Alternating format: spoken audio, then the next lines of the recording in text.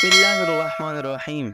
आज हम इस वीडियो के अंदर आपको बताएंगे कि हुजूर नबी करीम सल्लल्लाहु ताला अलैहि वसल्लम ने किन 5 बातों से मना फरमाया और उन 5 बातों से अल्लाह की पनाह भी मांगी।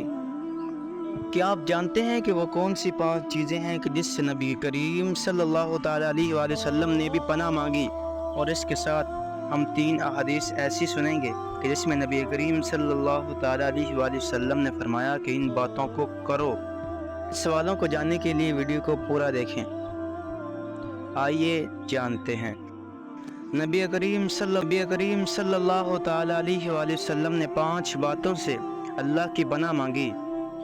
उनमें से पहली ये है कि नबी करीम सल्लल्लाहु ताला अलैहि वसल्लम ने फरमाया, ऐ मुहाजिरीन के गिरोह, 5 बलाएं ऐसी हैं कि जिनके मुताल्लिक मैं अल्लाह से तुम्हारे लिए पनाह मांगता हूँ। नंबर 1, कि जब किसी कौम में खुल्लम खुल्ला बदकारियाँ शुरू हो जाएं तो अल्लाह अज़्ज़ा व जल उन पर ऐसे मकरूहात और ऐसे अज़ाबात नाज़िल फरमाता है कि जो पहले किसी पर नाज़िल नहीं होते। नंबर 2, जब कोई कौम नाप तोल में कमी करती है तो उन पर तंगदस्ती, कहत साली, जालिम हाकिम मुसल्लत कर दिया जाता है। नंबर 3, कि जब कोई कौम अपने मालों की ज़कात नहीं देती, उन्हें खुश्क साली घेर लेती है। अगर ज़मीन में चौपाए ना हो तो कभी बारिश ना बरसे।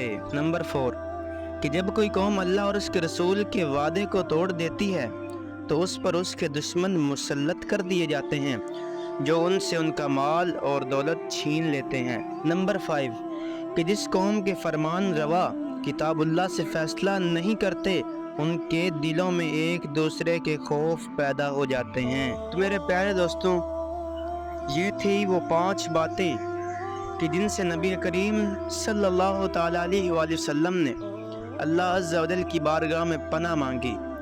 अब हम बताएंगे आपको वो 3 काम जिनका हुक्म अल्लाह और उसके रसूल ने दिया। नबी करीम सल्लल्लाहु ताला अलैहि वसल्लम ने फरमाया कि लोगों को इज़्ज़त दिया करो कि तुम्हें इज़्ज़त मिलेगी।